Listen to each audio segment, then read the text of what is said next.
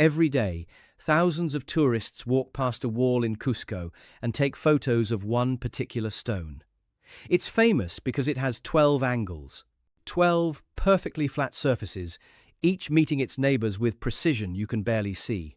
What most people don't know is that creating this one stone should have taken months with Bronze Age tools. And there are tens of thousands of stones just like it throughout the city. Nobody can fully explain how they were made. Stand on Hatun Rumiok Street in Cusco and run your hand across the wall. You can't feel where one stone ends and another begins. The transition is seamless. If you weren't looking directly at it, if the stones weren't slightly different shades, you might think you were touching a single continuous surface. But these aren't small bricks joined with precision mortar. These are multi-ton blocks of volcanic stone, each carved into complex polygonal shapes. Some have 6 sides, some have 8, some have 12 or more. And every single one of those angled surfaces had to fit perfectly against the corresponding surface of an adjacent stone.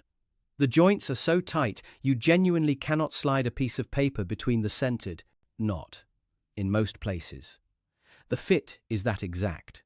Researchers who have studied these walls describe the precision in careful terms, avoiding specific measurements they can't verify. But the visual evidence is undeniable. These are hairline joints, extremely tight fits, the kind of precision that would challenge even modern stonemasons. But precision is only part of what makes these joints remarkable. They're not just flat surfaces meeting at right angles. Many of these joints are three-dimensionally complex. A single seam might curve gently as it runs vertically. The face angle might change subtly along that curve. One stone might protrude slightly while its neighbor recedes, creating an interlocking effect. The 12-angled stone is the most famous example, but it's hardly unique. All along this wall, you'll find stones with 6, 8, 10 faces, each face carefully shaped to match its neighbor. The stone doesn't just fit into a rectangular hole. It fits into an irregular three-dimensional space defined by multiple other irregular stones. Think about what that means practically.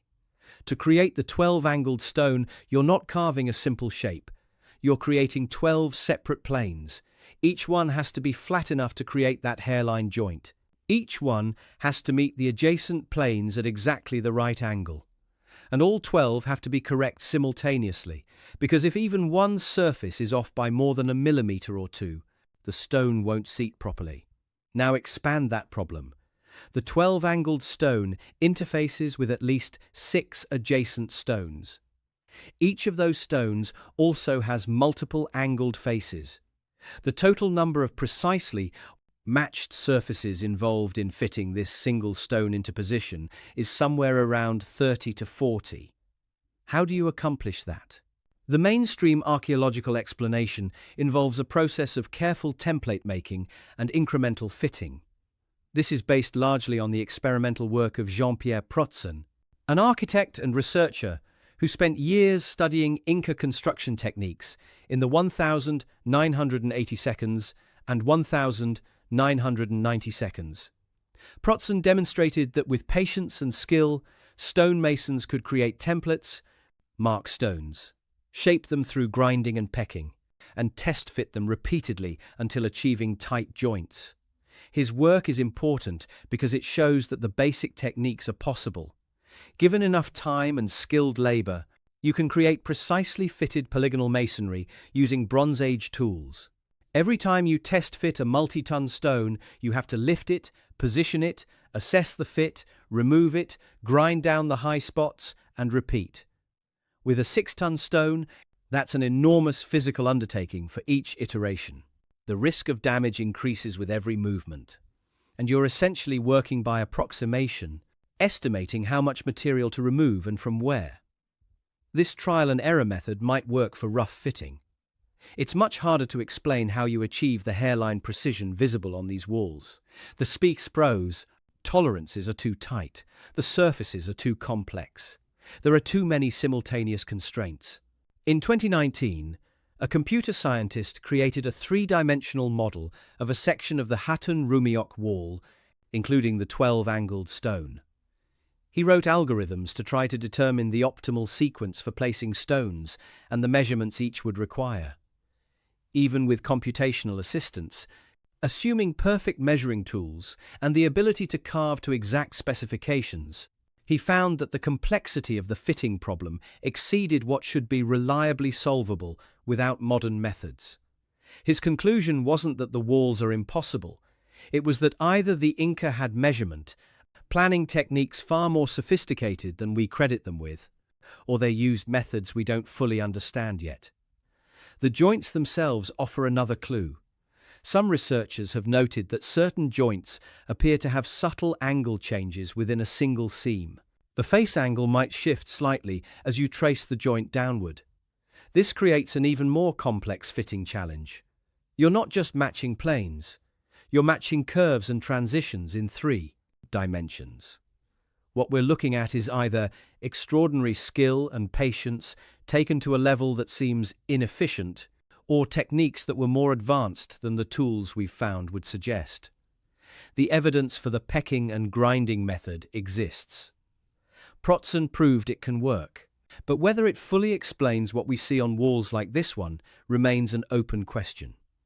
The best current interpretation is that the Inca, or whoever built these foundations, had sophisticated fitting methodologies that likely included template systems, master craftsmen with specialized knowledge, and possibly measuring techniques that haven't been documented or understood yet. The methods worked, that much is clear from the results. But if we can't fully explain how basic joints were achieved with the precision we observe, how do we explain everything else? Because the joints are just the beginning. These aren't small stones. Some of the stones in these walls weigh over 120 tons. To put that in perspective, that's roughly the weight of a modern main battle tank. A single stone, moved into position, fitted precisely against its neighbors, and somehow lifted into place in a structure that stood for centuries. The Inca had no wheels, no pulleys that we've found evidence of, no iron tools, no written engineering manuals. They were, from a technological standpoint, barely into the Bronze Age. And yet they worked with stones that would challenge modern construction equipment. Walk 3 kilometers up the hill from Cusco to Sacsayhuaman, and the scale becomes even more staggering. The massive lower courses of the fortress walls feature stones estimated at over 200 tons. These aren't refined, carefully cut blocks. They're massive, irregularly shaped boulders that have been precisely fitted together despite their enormous size. One stone at Sacsayhuaman is estimated at around 120 to 140 tons. It sits in the lowest course of the main wall. Multiple stones around it exceed 100 tons. They're arranged in a zigzag pattern that serves both defensive and structural purposes, interlocked so tightly that 5 centuries of earthquakes haven't displaced them. These massive stones weren't quarried on site. The evidence suggests they came from locations several kilometers away, which means they had to be moved across varied terrain, through areas that would have been difficult to navigate, even without carrying impossible loads. But perhaps the clearest example of the transport problem comes from Ollantaytambo, about 60 kilometers northwest of Cusco in the Sacred Valley. The Temple of the Sun at Ollantaytambo features 6 massive monoliths of pink granite. Each stone weighs between 50 and 70 tons, though estimates vary. They're fitted together with the same hairline precision we see in Cusco, creating a wall that appears seamless despite the enormous mass of its components. Here's the problem. The quarry where these stones came from is on the opposite mountain, across the Urubamba River Valley. The distance is several kilometers. The route involves crossing the river, navigating valley floor terrain that would have been unstable and potentially marshy, and then ascending switchbacks up the mountainside to the construction site. Modern engineering would approach this with hydraulic cranes, specialized heavy transport vehicles, engineered roads capable of bearing extreme loads, and extensive planning using computer modeling. The logistics would be complex even with all those resources. The Inca had none of that. The conventional explanation involves massive labor forces using rope systems, wooden rollers, and possibly ramps. Researchers estimate that moving a 50-ton stone would require hundreds of workers, elaborate rope networks, and carefully prepared routes. But here's where the evidence gets thin. There's no clear archaeological evidence of roads or ramps at Ollantaytambo capable of supporting this kind of transport. The geography of the Espa Valley doesn't show obvious signs of the massive earthwork that would be required. And some stones appear to have been abandoned part-way along potential routes, suggesting that transport attempts sometimes failed. The valley floor would have presented particular challenges. The Urubamba River isn't a calm, easily crossed waterway. While it's possible that stones could have been rafted across during certain seasons, a 50 to 70-ton block on a raft is an enormous engineering challenge. One mistake and the stone sinks, lost forever. Some abandoned stones exist near the river, which could indicate failed attempts. But many stones did make it across. They're standing at the temple site right now, which means someone solved this problem. We're just not entirely sure how. There's another puzzling aspect to the transport question. Why choose stones from such difficult-to-access quarries? At many sites throughout the Sacred Valley, local stone is available. Not always the same type or quality, perhaps, but sufficient for construction. Yet the builders consistently chose to source specific types of stone from distant, difficult locations. The pink granite at Ollantaytambo, the andesite for Cusco's walls, some of it brought from quarries kilometers away. The massive stones at Sacsayhuaman transported from distant sources. Either they had specific reasons for wanting those particular stone types, or they were working within constraints we don't understand. Perhaps they were reusing existing quarries established by predecessors. Perhaps certain stones had symbolic or practical significance that made the extra effort worthwhile. The mainstream explanation for transport involves scaling up simple technologies. Enough rope, enough rollers, enough workers, enough time, and you can move almost anything. The physics works in theory. Historical examples from other cultures show that massive stones can be moved with relatively simple tools and enormous effort. But theory and documentation are different things. We have limited archaeological evidence for exactly how these specific stones were moved over this specific terrain. The routes aren't well preserved. The infrastructure that would have been needed hasn't been found in most cases. What we do have are Spanish chronicles that mention something interesting. When the conquistadors asked the Inca about the greatest structures and the largest stones, the Inca often claimed they didn't know how those particular monuments were built. They attributed them to earlier peoples or to mythical figures. This could be cultural myth-making. It could be Spanish misunderstanding of Inca oral traditions. Or it could suggest that even the Inca themselves weren't entirely sure how the most impressive elements were accomplished. The best current interpretation is that massive organizational capacity, combined with techniques we don't fully document, allowed for transport of these enormous stones. The alternative possibility that some of the largest megalithic elements predate the Inca and were incorporated into later construction would also explain some of the transport mysteries. Either way, what's clear is this: moving the stones was an enormous challenge. Modern engineers acknowledge they would have difficulty replicating some of these feats, even with contemporary equipment, not because it's physically impossible, but because the logistics are so complex and the margin for error so small. Moving stones is one problem. Shaping them is another, because these aren't just heavy, they're hard. Try to scratch steel with a copper penny, you won't make much progress. The copper is too soft, it will deform and wear away before it makes any meaningful mark on the harder material. That's essentially what we're told the Inca did when they carved these walls. They used bronze tools to shape andesite, a volcanic rock that's significantly harder than bronze. The hardness of materials is measured on the Mohs scale, where higher numbers indicate harder materials. Andesite, the stone used extensively throughout Cusco and the Sacred Valley, rates around 6 to 7 on the Mohs scale. Bronze, the hardest metal the Inca had access to, rates around 3 to 4. The general rule is that you can't effectively cut or carve a material with a tool that's softer than that material. The tool will wear away faster than it shapes the stone. So how did they do it? The answer, according to mainstream archaeology, is that they didn't use bronze to carve andesite directly.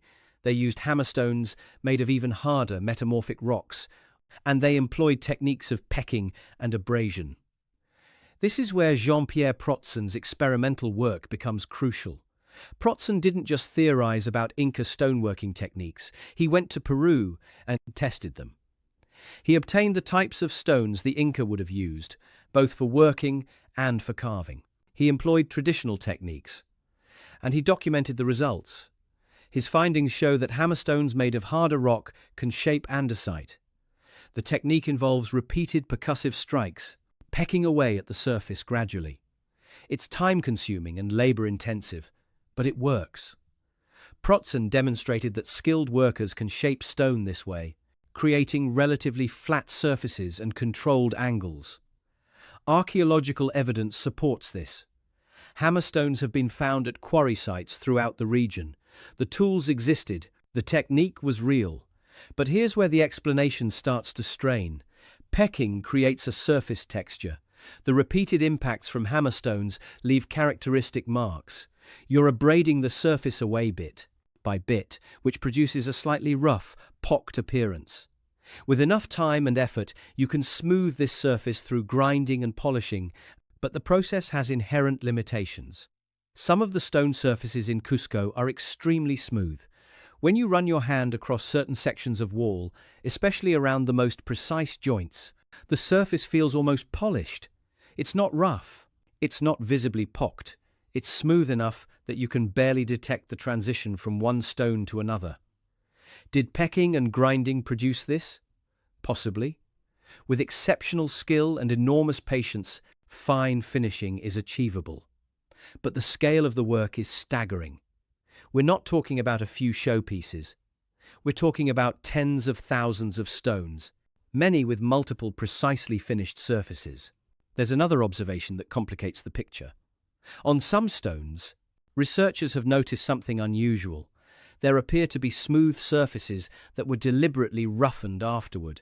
You can see what looks like a finer, smoother substrate with pocking marks overlaid on top. Why would builders create a smooth surface and then deliberately roughen it?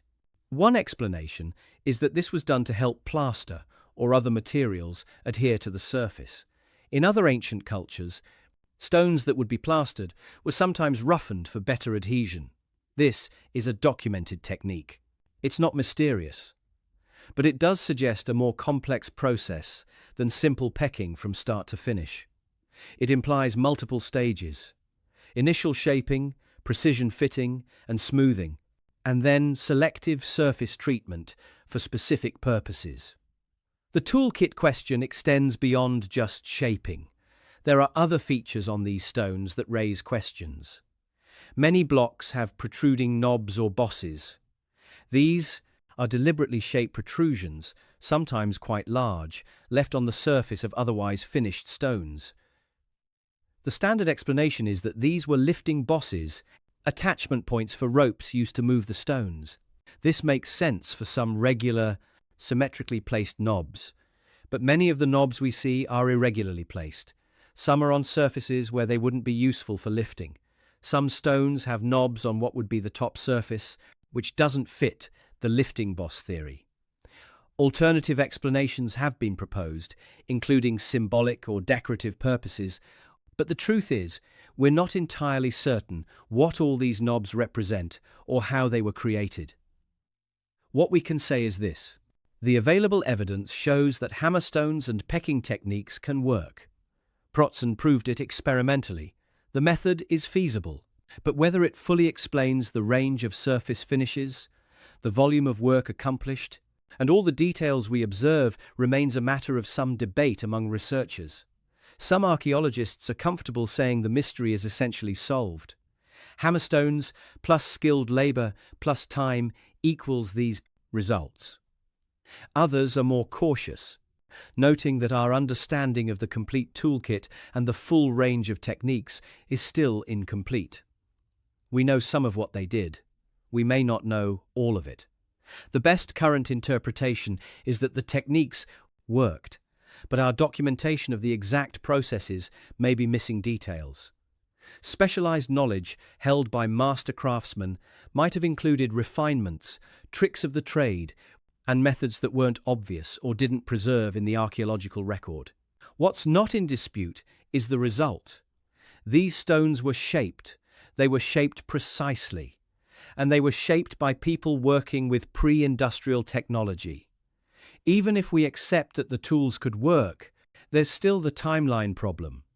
Because these walls weren't built in isolation, they're part of a much larger construction program. And the pattern of how they were built tells a strange story. If you look closely at these walls, you'll notice something that seems backwards. The best stonework is at the bottom, the worst is at the top. In most technological development, we see improvement over time. Early attempts are crude. Later efforts refine the techniques. Quality increases as builders learn and improve. Here, it's reversed. The most precise, most sophisticated stonework forms the foundations.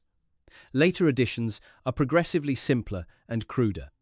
This pattern appears consistently across sites throughout the Sacred Valley, and it raises an uncomfortable question about who actually built what. The Peruvian researcher Alfredo Gamarra developed a classification system for the different architectural styles visible in Cusco and the surrounding region. His son, Jesus Gamarra, has continued this work.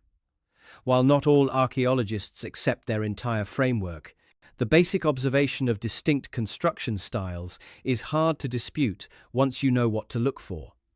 They identify three main categories. Han Pacha refers to architecture carved directly from living bedrock. You find this at sites where the natural rock of the mountain itself has been shaped into steps, altars, channels, and other forms. This work often appears extremely eroded, as if it's very ancient. Some surfaces show unusual characteristics, smooth sections that look almost melted or vitrified, though the cause of this appearance is debated. Urin Pacha is the megalithic stonework we've been discussing. Large blocks of andesite, or granite, brought from quarries, precisely fitted together without mortar. This is the style that features the hairline joints, the complex polygonal shapes, the protruding knobs. It's what most people think of when they think of Inca architecture, though whether it's actually Inca-built is part of the question. Ukun Pacha is clearly Inca period construction. Smaller stones, local cobblestones, often joined with mud mortar. The precision is much lower. Gaps are visible between stones. The overall quality doesn't approach what we see in the Urin Pacha megalithic work. Now here's the pattern. When you find these styles together, which you do frequently throughout Cusco and the Sacred Valley, they appear in a specific order. The Han Pacha bedrock carving is the lowest and apparently oldest layer. When megalithic Urin Pacha construction is present, it's built around and on top of the Han Pacha work, often in a way that seems protective and respectful of the older carved bedrock. The Ukun Pacha Inca-style work is built on top of or around both earlier styles, clearly added later. Even within the Urin Pacha megalithic category, there's variation.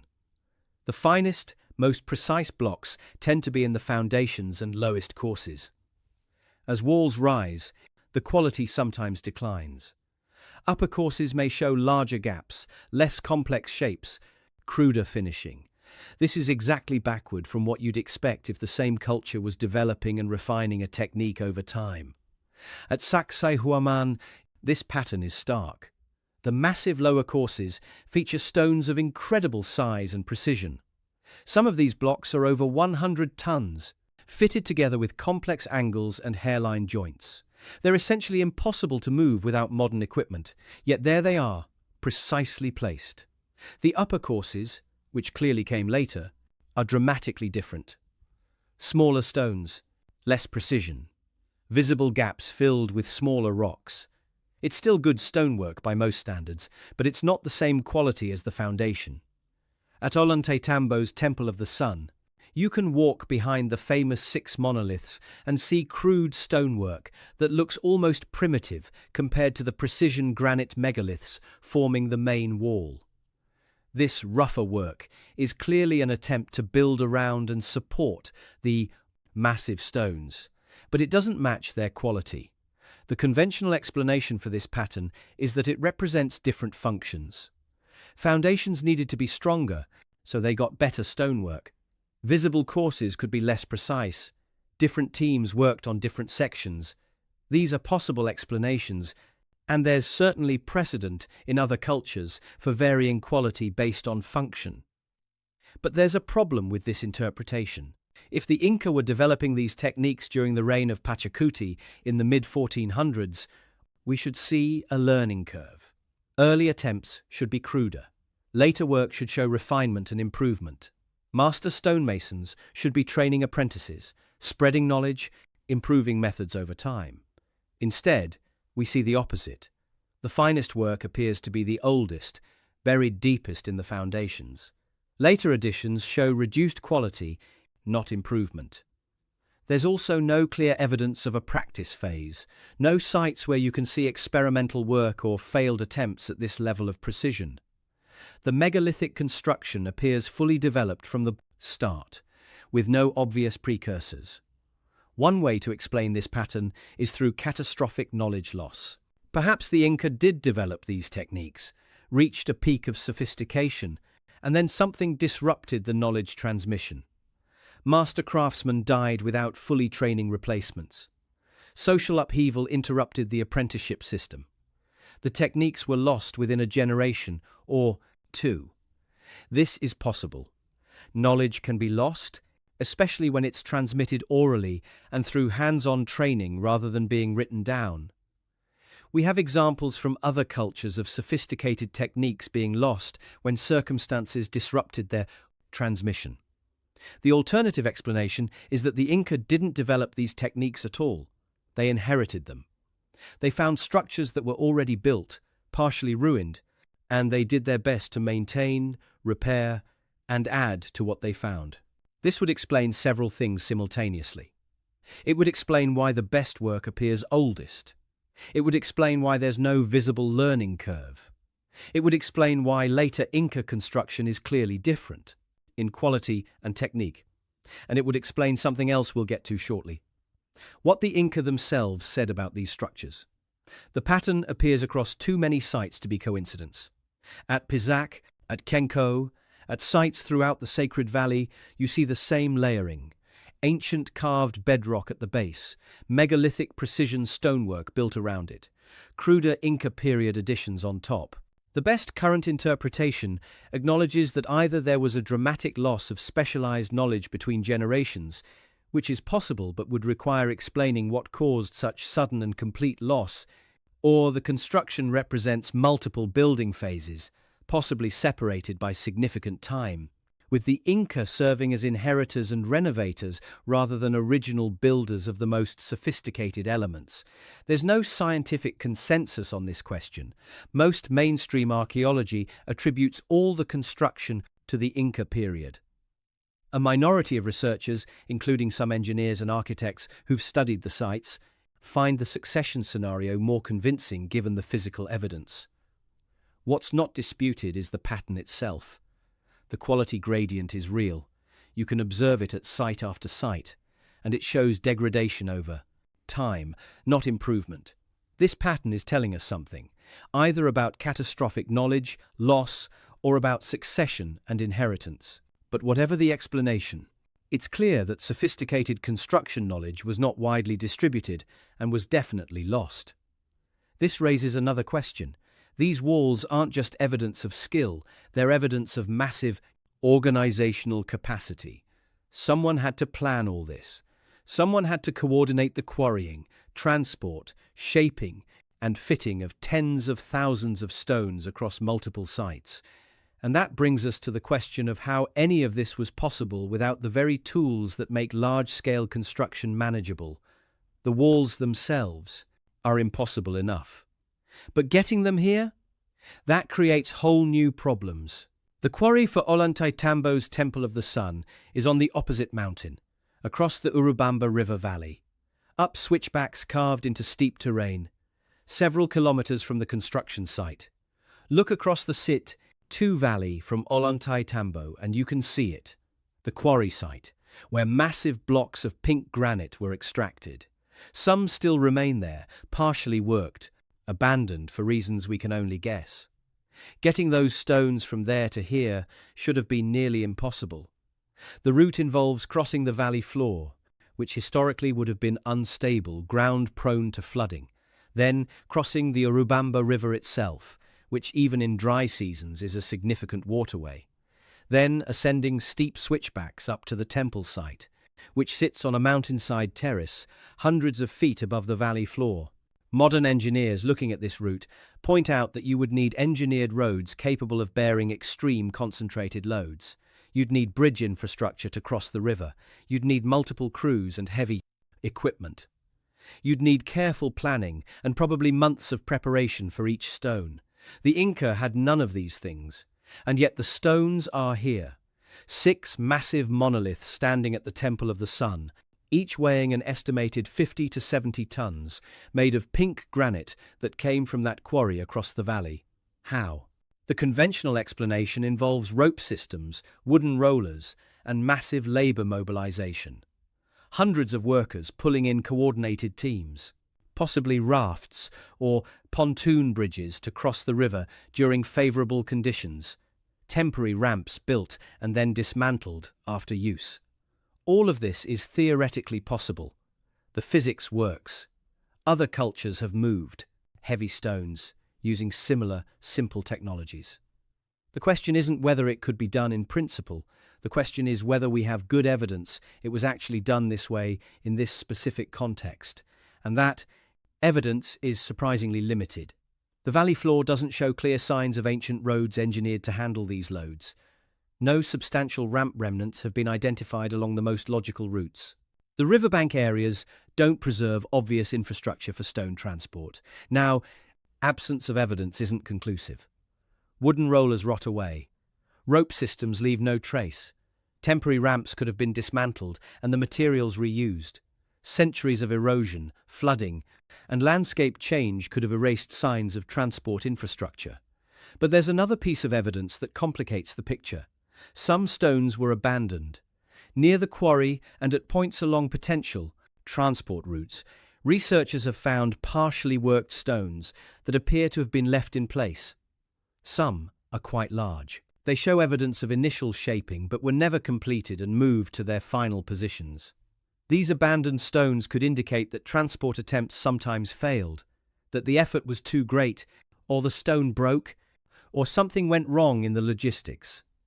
This suggests the process was difficult and not always successful. Yet many stones did make it.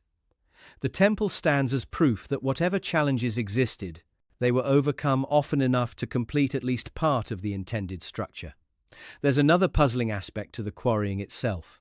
At Ollantaytambo, you can see what's called the Wall of Living Rock, where the quarry face shows clear extraction marks. The cuts are remarkably clean. The surfaces left behind are smooth, and many of these extraction sites are high up on the cliff face, more than 130 feet above the valley floor in some locations. Why quarry stones from such difficult-to-access positions? How were the stones lowered from these heights without damage? Modern quarrying would use cranes and carefully engineered lowering systems. What did the ancient builders use? We don't have clear answers. There are no obvious ramp systems preserved on the quarry face. No clear evidence of the infrastructure that would be needed to lower multi-ton blocks down a vertical cliff face safely. The same pattern appears at other sites. At Sacsayhuaman, stones were brought from quarries several kilometers away. The exact routes aren't well documented. The method of transport remains debated. Some researchers have suggested that the Inca used a technique of rocking stones back and forth on curved bases, essentially walking them slowly along prepared paths. This might work for moving stones short distances. It seems less practical for multi-kilometer transport over varied terrain. Others have proposed more elaborate rope and timber ramp systems, scaled up from techniques that are known to work with smaller stones. Again, possible in principle, but hard to verify archaeologically. And then there's the question of why certain stones were chosen in the first place. Local stone is available at most of these construction sites. Not always the same type or quality as what was imported, but sufficient for building. Yet the builders consistently chose to source specific stone types from distant, difficult-to-access locations. The pink granite at Ollantaytambo, specific types of andesite for Cusco's walls. The massive stones at Sacsayhuaman quarried from sites that required significant transport, effort. Either they had very specific reasons for wanting those particular stone types, aesthetic preferences, symbolic significance, physical properties, or they were working within constraints we don't understand. Perhaps they were following existing quarry traditions established by earlier builders. There's something else worth noting in the Spanish chronicles. Multiple sources mention that when conquistadors asked the Inca about the great structures and how they were built, the Inca often expressed uncertainty about the most impressive elements. They attributed major monuments to earlier peoples or to the work of mythical figures associated with the creation of the world. This could be cultural, storytelling. Many societies attribute ancient monuments to gods or legendary heroes. It could also be Spanish misunderstanding or misrepresentation of what they were told, but it's worth considering the possibility that it might be literally true, that the Inca themselves weren't entirely certain how some of these monuments were created because they inherited them rather than building them from scratch. If that's the case, the transport mystery becomes even more complex. It might not be one question, but two different questions layered on top of each other. How did the original builders move these stones? And how did the Inca modify, repair, and add to what they found? The best current interpretation acknowledges that massive organizational capacity was required, that simple technologies scaled up with enough labor can accomplish remarkable things, but that our specific documentation of methods is incomplete. The alternative possibility that some of the most difficult transport was accomplished by earlier builders using techniques that weren't preserved remains open for some researchers, though not widely accepted in mainstream archaeology.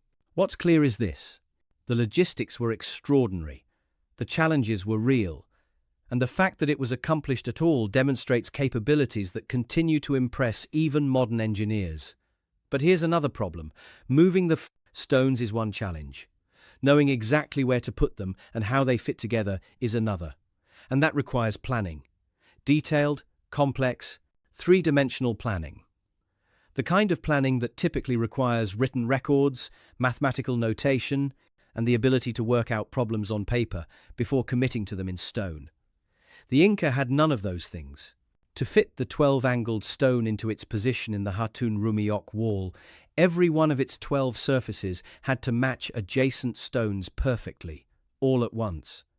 If even one surface was off, the stone wouldn't seat properly, and you'd have to start over or make compromises that would reduce the precision. Each of those 12 surfaces meets at least one other stone, often multiple other stones. And those stones also have multiple angled faces that need to align with their neighbors. This isn't a simple jigsaw puzzle. This is a three-dimensional fitting problem where you can't see all the constraints at once, where pieces weigh tons and can't be easily manipulated, and where mistakes are extremely costly. How do you plan this without written mathematics? Without the ability to draw accurate diagrams? Without calculating angles on paper and working out the geometry before you commit to carving?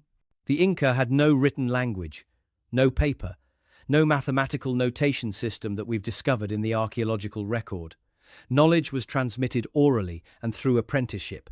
Plans, if they existed, would have been in the minds of master builders, or perhaps represented through physical models or templates.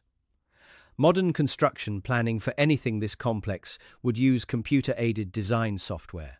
Architects would model the entire structure digitally, work out stress points and load distribution, calculate precisely how each element fits with its neighbors, and generate detailed specifications for workers to follow.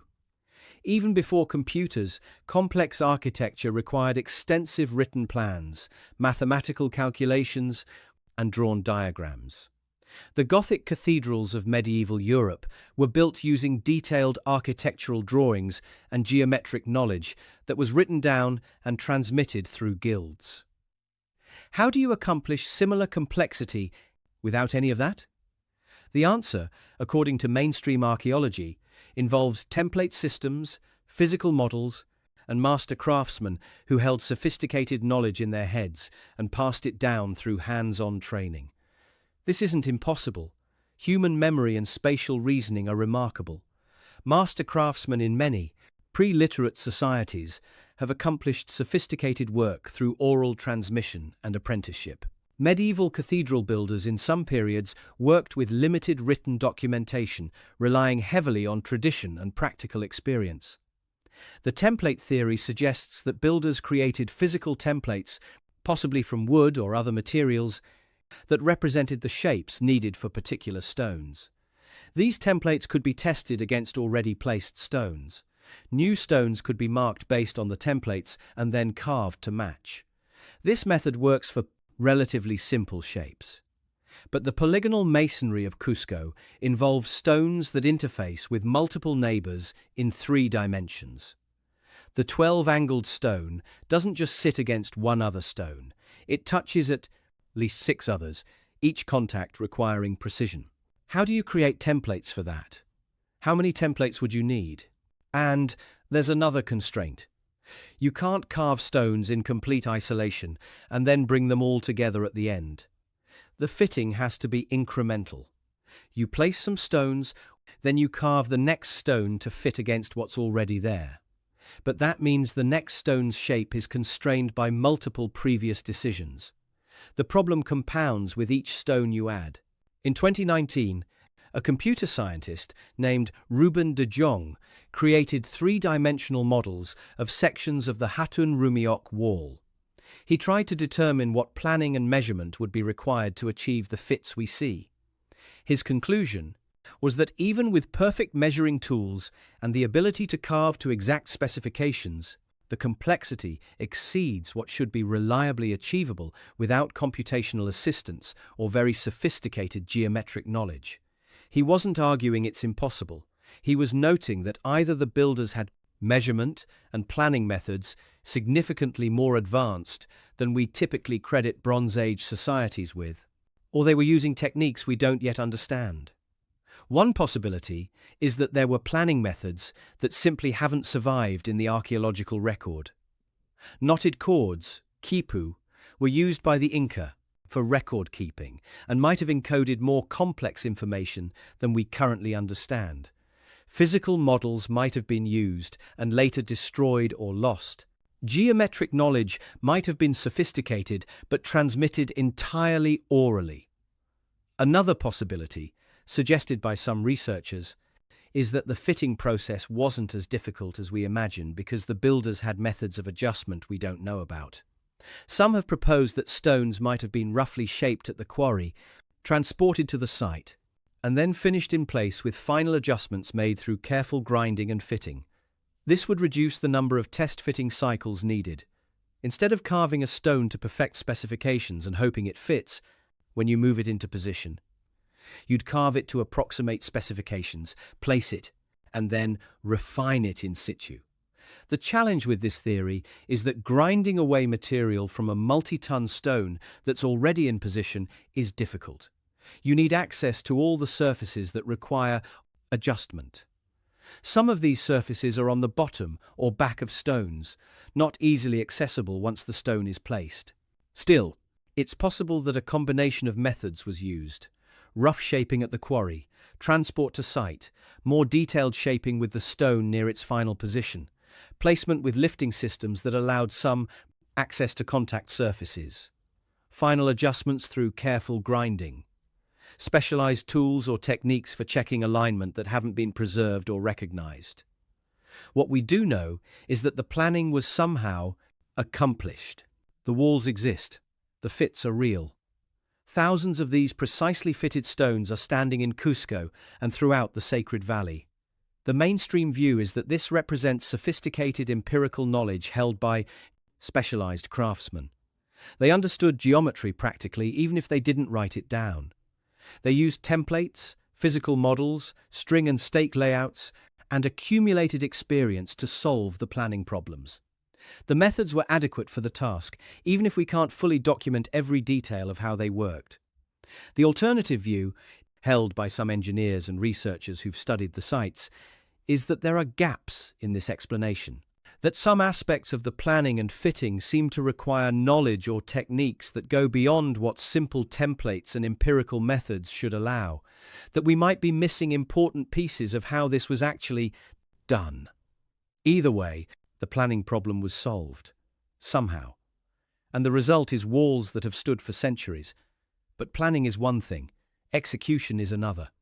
And some of these walls show features that are difficult to explain even with perfect planning. Some stone surfaces in Cusco show unusual characteristics that don't quite match what we'd expect from the documented techniques. Walk along various walls and you'll notice variation in the surface finishes. Some stones have visible pocking marks, the characteristic texture you'd expect from hammerstone pecking. Other stones are smoother, much smoother, almost polished in places. This variation isn't random.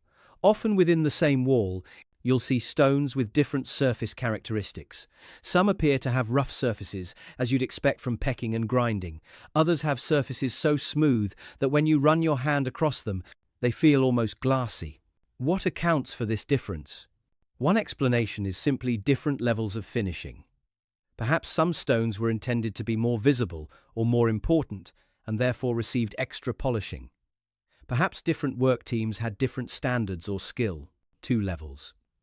Perhaps the variation represents different construction phases with changing techniques or priorities. All of these are plausible. Surface finishing can vary for many reasons, but there's another observation that's harder to explain through simple variation in finishing effort. On some stones, you can see what appears to be a smooth substrate with pocking marks overlaid on top. It looks as though the surface was originally smooth and was deliberately roughened afterward. You can sometimes see this transition, where a smoother undersurface is visible and then pocking marks have been added. Why would builders create a smooth surface and then deliberately make it rougher? The most straightforward explanation is that this was done to help materials adhere to the surface. In other ancient cultures, stones that would be plastered were often roughened to create better adhesion. The smooth surface would be the result of careful shaping and fitting.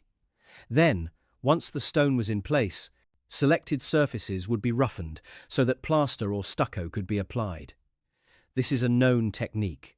It's not mysterious, and it makes functional sense. But it does tell us something important about the process.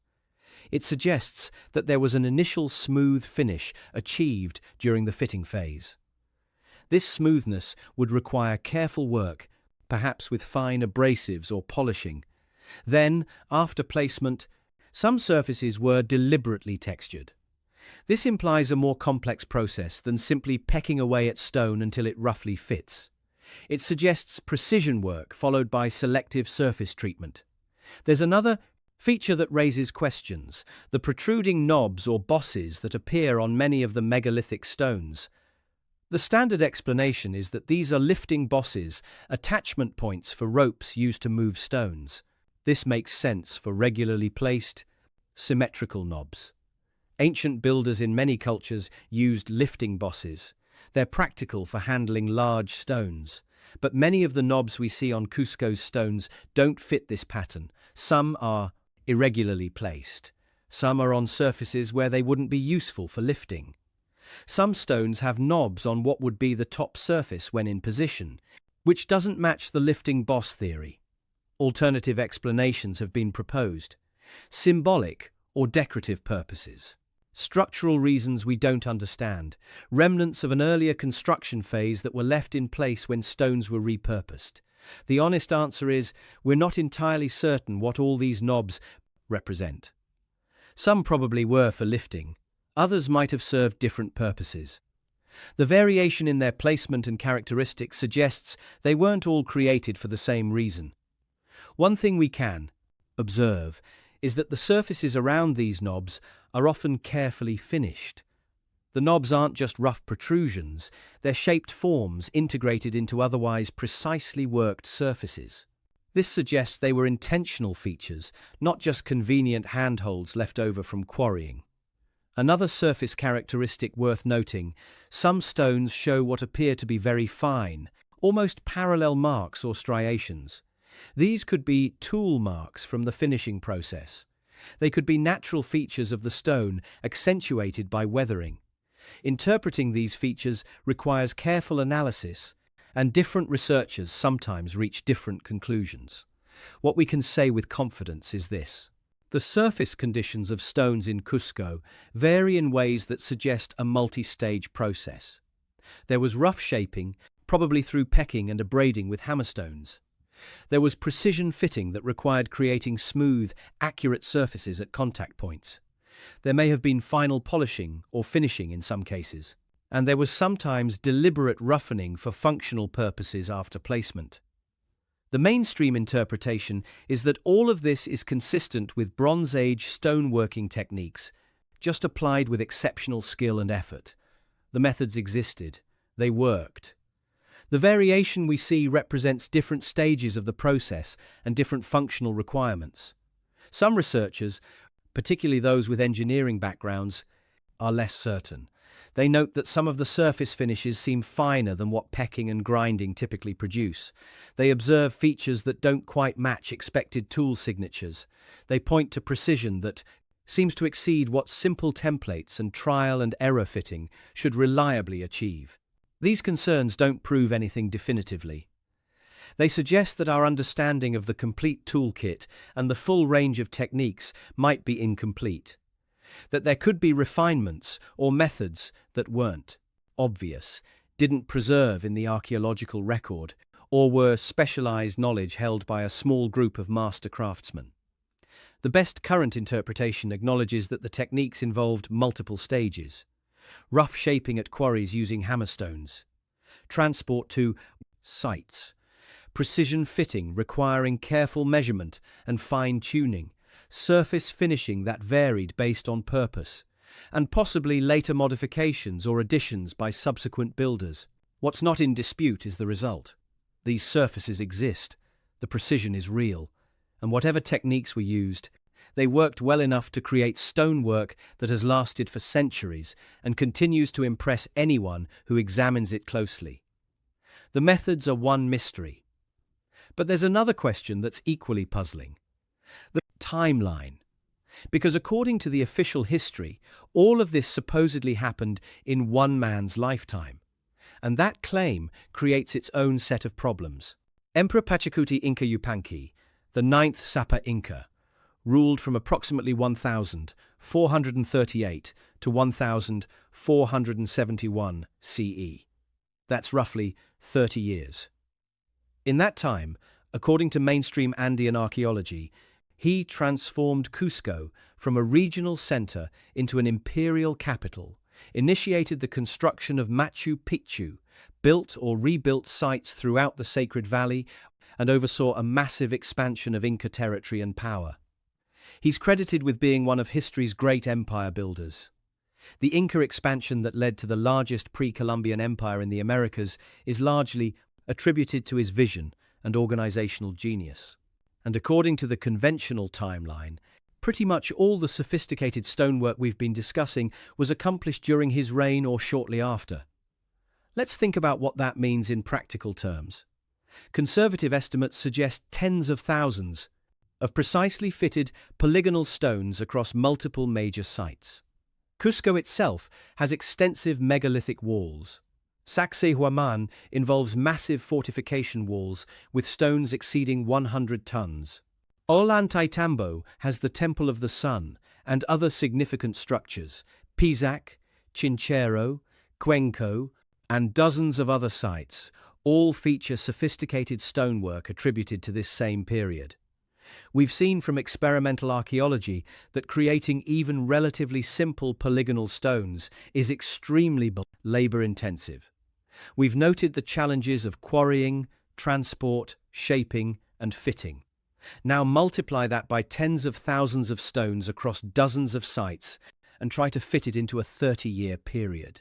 The mainstream explanation is that this was possible through massive mobilization of labor. The Inca had a tribute labor system called mita, where communities owed labor service to the state. During Pachacuti's reign and the reigns of his immediate successors, this system was used to organize enormous workforces. Thousands of workers could be deployed simultaneously across multiple projects. With enough workers, enough organization, and careful planning, you can accomplish remarkable things in a short time. The scale of the achievement reflects the organizational sophistication of the Inca state, not impossibility. This explanation works up to a point. Large-scale construction with massive labor mobilization is well documented in other ancient societies. The pyramids of Egypt, the Great Wall of China, Roman aqueducts and roads all represent enormous projects accomplished through organized labor over relatively short periods.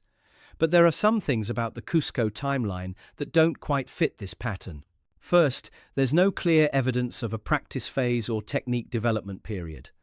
When new construction technologies emerge, you typically see a learning curve. Early attempts that are less refined. Experimental approaches that get abandoned. Gradual improvement as methods are perfected. The megalithic polygonal masonry of Cusco appears fully developed from the start. The earliest examples we can identify show the same level of sophistication as later ones. There's no obvious progression from crude to kapik, refined, from experimental to mastered. Second, the quality doesn't degrade across different sites in a way that would suggest learning or improvement. If teams were developing these techniques during Pachacuti's reign, you might expect variation between early projects and later ones. But the stonework at different sites is consistently sophisticated. No clear pattern of improvement or refinement over time. Third, within individual sites, we have the quality gradient problem we discussed earlier. The finest work is in the foundations. Later additions show reduced quality. This is backwards from how technique development normally works. Fourth, the sheer volume of work seems difficult to reconcile with the experimental evidence for how long this stonework takes to create. Even with massive labor forces, even with skilled craftsmen, the timeline feels compressed. Now, none of this proves that the conventional timeline is wrong. It's possible that the Inca had already developed these techniques before Pachacuti's reign, and he simply mobilized them at an unprecedented scale. It's possible that our experimental replications underestimate how efficiently experienced workers could operate. It's possible that the organizational capacity of the Inca state at its peak was sufficient to accomplish what seems logistically improbable to us. But there's another piece of evidence worth considering, something the Inca themselves said about these structures. And what they said challenges the conventional attribution in an interesting way. When Spanish chroniclers arrived in Peru, in the 1,530 seconds and 1,540 seconds, they were amazed by what they found. The stonework of Cusco and the Sacred Valley impressed them deeply. They wrote extensive descriptions of the architecture, the precision, the scale of the construction. And when they asked the Inca who built these structures, they got a surprising answer. The Inca said they didn't know. This appears in multiple Spanish sources. Pedro Chiesa de Leon, writing in the 1,550 seconds based on direct observation and interviews with Inca informants, described great walls and structures that the Inca themselves attributed to a time before their empire. He reported that the Inca spoke of earlier builders with knowledge and capabilities that were not fully understood by their descendants. Garcilaso de la Vega, himself of Inca royal descent and writing in the early 1600s, made similar claims. He stated that the most impressive stonework was ancient even to the Inca, who did not know the methods by which it was created. Now, we need to be careful with Spanish chronicles. The Spanish had their own biases and agendas. They often misunderstood indigenous beliefs and practices. They sometimes deliberately misrepresented what they were told to justify conquest or to fit Christian worldviews, and indigenous oral histories often include mythological elements. Attribution of great works to gods or legendary figures is common across cultures. It doesn't necessarily mean literal claims of earlier civilizations, but multiple independent Spanish sources report similar stories. And the Inca accounts they recorded often distinguished between structures the Inca built and older structures they inherited or modified. Some structures were clearly attributed to recent Inca rulers. The chroniclers recorded which emperor built which palace or temple. But the greatest megalithic works, particularly the most impressive foundations, were often attributed to earlier times or to mythical figures associated with creation. There's physical evidence that supports at least some succession in construction. Remember the pattern we discussed of the first 7 High Incas, each establishing their palaces by rebuilding or repurposing existing megalithic courtyards, while later Incas built with local cobblestones. This suggests that when the Inca established their capital in Cusco, there was a limited supply of suitable megalithic structures already present. The first rulers could each claim one of these existing courtyards and rebuild it for their use. But by the time of the 8th Inca, there were no more suitable existing structures available, so new palaces had to be built using different, simpler techniques. This pattern makes perfect sense if the Inca found a partially ruined megalithic city and made it their capital. It makes much less sense if they built everything from scratch during their own reign. There's also the quality gradient we keep coming back to. If the Inca were developing these techniques during their empire, why is the best work at the foundations? Why does quality decline over time rather than improve? And there's the radiocarbon dating issue. The dates that place this construction in the 15th century come from organic materials found in mortar, fill, and other contexts associated with the structures. But these dates only tell us when organic material died. They don't directly date when stones were carved. If the Inca were modifying, repairing, or building around pre-existing megalithic structures, adding new mortar, creating new fill layers, building upper courses on top of older foundations, all the radiocarbon dates would capture that Inca period activity. They wouldn't necessarily tell us anything about when the original megalithic foundations were created. So what's the alternative timeline? If some of these structures predate the Inca, who built them and when? The honest answer is, we don't know. There's no clear archaeological evidence for the identity of pre-Inca megalithic builders in the Cusco region. We know there were earlier cultures. The Quilca culture occupied the Cusco Valley before the Inca, and there's evidence of even earlier occupation, but we don't have clear evidence linking those cultures to megalithic construction at this level of sophistication. Some researchers have proposed that the megalithic tradition might be significantly older than commonly attributed, possibly connected to earlier Andean cultures like Tiwanaku, which shows similar stoneworking sophistication and dates to around 500 to 1000 CE, possibly earlier. Tiwanaku, located in Bolivia near Lake Titicaca, features precisely fitted megalithic stonework with some characteristics similar to what we see in Cusco. The connection is speculative, but it at least demonstrates that sophisticated stoneworking existed in the Andean region before the Inca period. The succession scenario would work something like this. Earlier builders, possibly associated with Tiwanaku or another culture we don't fully understand, created megalithic structures in Cusco and the Sacred Valley. These structures were built with sophisticated techniques and considerable effort. At some point, perhaps due to social collapse, conquest, or other disruption, the sites were partially abandoned or destroyed. When the Inca arrived in Cusco around 1200 CE, they found these partially ruined megalithic structures. Recognizing their value, they made the location their capital. They repurposed the existing megalithic courtyards and walls. They built new structures around and on top of the ancient foundations. They repaired what they could using the techniques available to them, which produced good, but not megalithic quality results. Over time, particularly during Pachacuti's reign, they expanded dramatically, adding their own constructions throughout the region.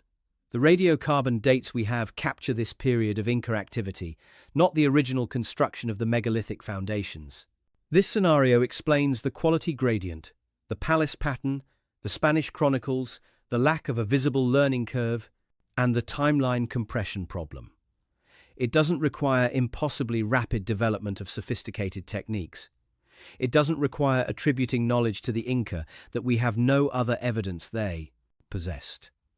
But it does require accepting that there are significant gaps in our understanding of pre-Inca Andean history, and it requires being willing to question conventional archaeological timelines.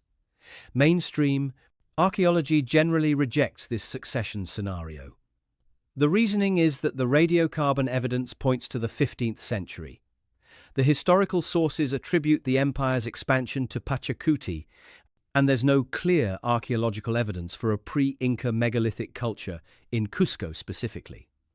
The Inca were capable of sophisticated engineering, as evidenced by their extensive road networks, their agricultural terraces, their irrigation systems. Why couldn't they also be capable of megalithic construction?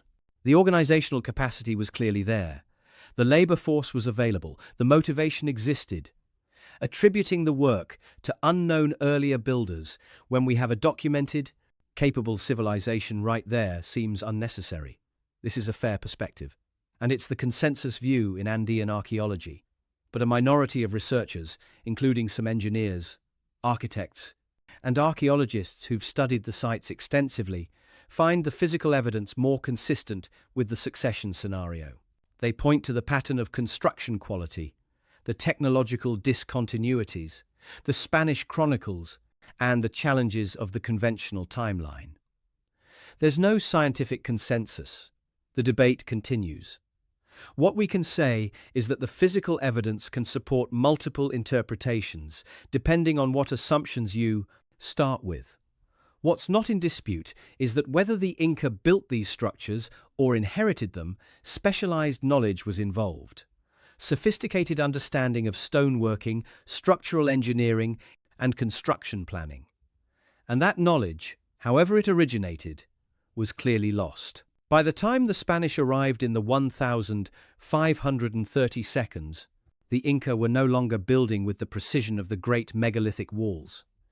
Later Inca construction shows a clear decline in sophistication from the finest megalithic work. Buildings attributed to the immediate pre-conquest period use smaller stones, rougher techniques, and often incorporate mortar. The precision fitting of massive polygonal blocks was no longer being practiced at the highest level. How does a civilization lose its most advanced capabilities? This is actually not as unusual as it might seem. Knowledge loss has happened repeatedly throughout history, often for well-documented reasons. The Romans made concrete that could set underwater and has lasted for over 2,000 years. The exact formula was lost after the Western Roman Empire collapsed, and it took until the modern era to fully understand and replicate their techniques. The knowledge was held by specialized craftsmen and engineers whose traditions were disrupted by the empire's fall. Damascus steel, renowned for its strength and distinctive patterns, was produced in the Middle East for centuries. The techniques were lost around the 18th century when the ore sources changed and the knowledge of the specific processes failed to transmit to new generations. Gothic architecture involved sophisticated stone cutting and structural engineering. When the Renaissance shifted architectural tastes and the guild system that transmitted this knowledge began to break down, many specific techniques were lost or had to be rediscovered later. In all these cases, knowledge loss happened because the knowledge was specialized, held by relatively small groups of craftsmen or engineers, and transmitted through apprenticeship and oral tradition, rather than written documentation. When the social or economic structures that supported these guilds and training systems were disrupted, the knowledge went with them. The Inca had no written language. All technical knowledge was transmitted orally and through hands-on apprenticeship. If stoneworking was a specialized craft, possibly controlled by specific guilds or lineages, the number of people who fully understood the most advanced techniques might have been quite limited. The Spanish conquest was catastrophically disruptive. The Inca Empire collapsed rapidly.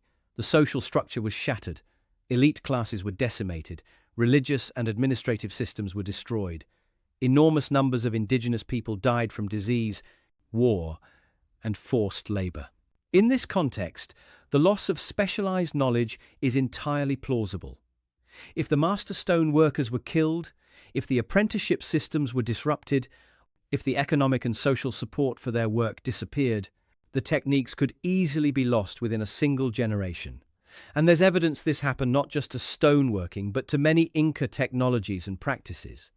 Traditional agricultural knowledge, textile technique, metal working methods. Much was lost during the conquest and had to be reconstructed later from incomplete evidence. So whether the Inca developed the megalithic techniques themselves or inherited them from earlier builders, the loss of this knowledge is entirely consistent with what we know about how specialized knowledge is transmitted and how it can be lost during social disruption. There's another possibility worth considering. Even before the Spanish conquest, there might have been earlier disruptions. If the megalithic builders were a pre-Inca culture, their own collapse or decline could have caused a loss of knowledge that the Inca never fully recovered. The Inca might have inherited structures whose construction methods were already only partially understood. This would explain why the Inca repaired and modified these structures, but often didn't match the original quality. They were working with incomplete knowledge, doing the best they could with techniques they understood, but unable to fully replicate the sophistication of what they'd inherited. What we can observe is a clear pattern of knowledge that existed at some point, produced remarkable results, and then was lost. The finest stonework clearly came first. Later work shows progressive decline. And by the time the Spanish arrived, even the Incas' own accounts sometimes expressed uncertainty about how the greatest structures were made. This knowledge loss, whether it happened during the Spanish conquest or earlier, represents one of the great tragedies of Andean history. We have the results of sophisticated engineering, but we've lost the complete understanding of the methods. We can study the walls, measure them, analyze them with modern technology, but we can't fully reconstruct how they were built because the knowledge wasn't written down and the people who held it are long gone. What we've lost may be as significant as what remains. The walls themselves are evidence of capabilities we can observe but not entirely explain. They're reminders that knowledge can be fragile, that it can be lost, and that sometimes all that survives is the work itself, standing silent while we try to puzzle out how it was done. But there's one thing these walls do tell us clearly, one aspect of their construction that we can verify and understand. They work. They've worked for centuries, and their survival proves something important about the builders, whoever they were. May 21st, 1950. A powerful earthquake strikes Cusco. 5. Strong enough to cause significant damage throughout the city. Colonial buildings, some nearly 400 years old, suffer severe damage. Adobe structures, the most common building material in the region, collapse. Churches crack, walls tumble, people die in the destruction. And the Inca walls stand. Not just stand, they're virtually undamaged. The massive stones of Sacsayhuaman don't budge. The precise polygonal masonry of Cusco's streets remains intact. The megalithic foundations that have supported colonial buildings continue to do exactly what they've been doing for centuries, bearing loads and distributing stress without failing. This isn't ancient history or archaeological speculation. This is documented modern observation. Engineers and architects who examined the city after the earthquake noted the stark contrast between the colonial damage and the slowly survival of the Inca stonework. It's happened repeatedly. Earthquakes in 1650, 1950, and other years have damaged colonial and modern structures while leaving the megalithic walls essentially intact. Why? Recent engineering studies, including seismic modeling and structural analysis of walls at Sacsayhuaman and other sites, have provided insights into how this architecture achieves its remarkable seismic resistance. This multidirectional force distribution prevents any single stone from being displaced. The walls can essentially flex during earthquakes. Individual stones might shift by tiny amounts, but the overall structure remains stable. The lack of mortar, which seems like a weakness, is actually a sophisticated engineering solution. These are principles that modern seismic engineering recognizes and even incorporates into contemporary design. Base isolation, friction damping, allowing structures to move rather than resisting all forces. These are sophisticated concepts that emerged in the 20th century as we developed better understanding of how structures behave during earthquakes. The builders of these walls, whether Inca or their predecessors, were applying similar principles empirically. They observed how different wall types performed during earthquakes. They refined their designs. They arrived at solutions that worked, not through mathematical calculation or computer modeling, but through experience and careful observation. This demonstrates sophisticated engineering understanding, not supernatural knowledge, not lost technology that we can't comprehend, just sophisticated, empirically derived engineering applied with great skill.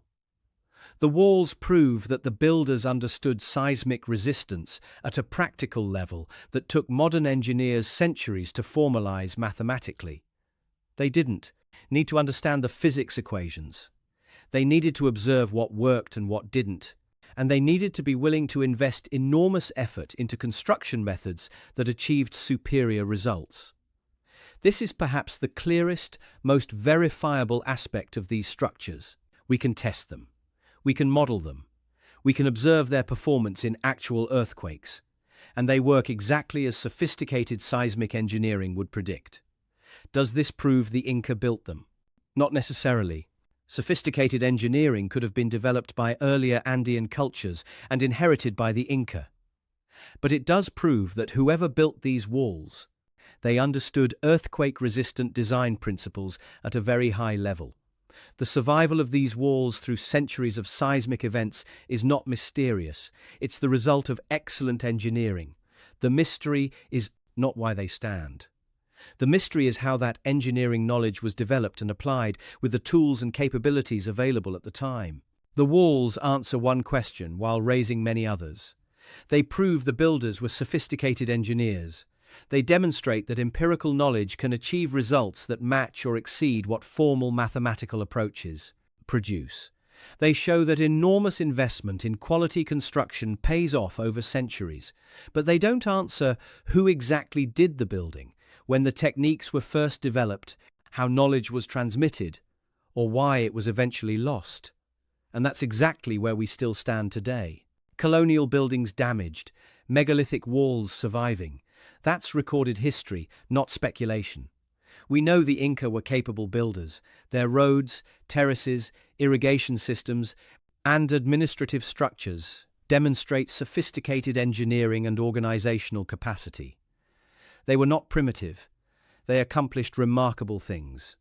And we know that within Bronze Age technological constraints, stoneworking techniques existed that could produce results like these. Jean-Pierre Protsen's experimental work demonstrated that hammerstones can shape andesite. Templates can guide fitting.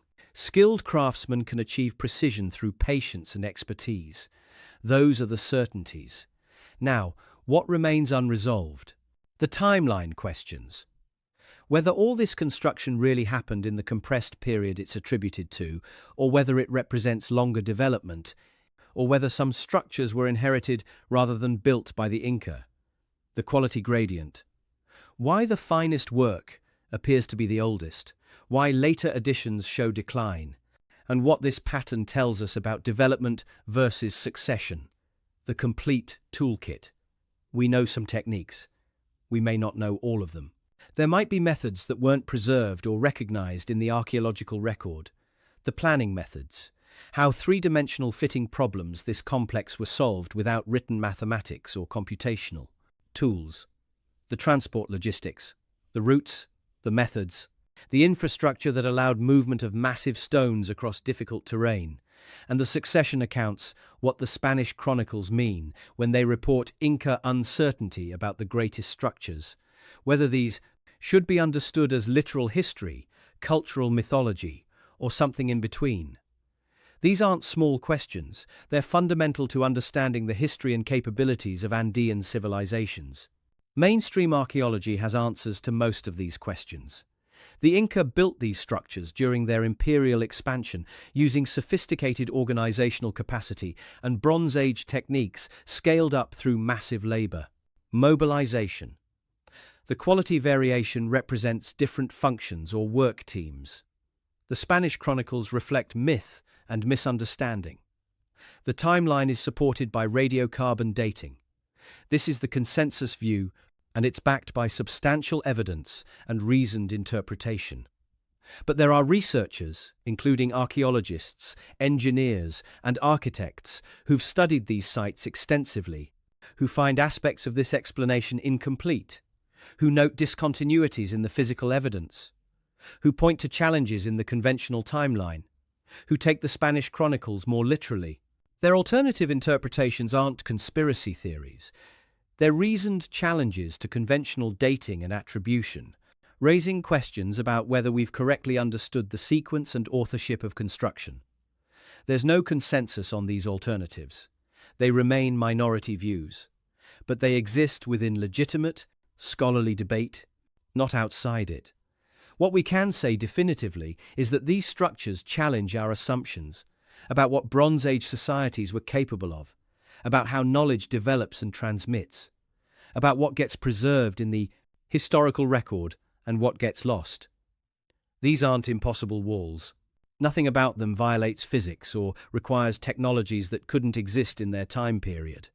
But they are walls that push the boundaries of what we typically expect from pre-industrial construction.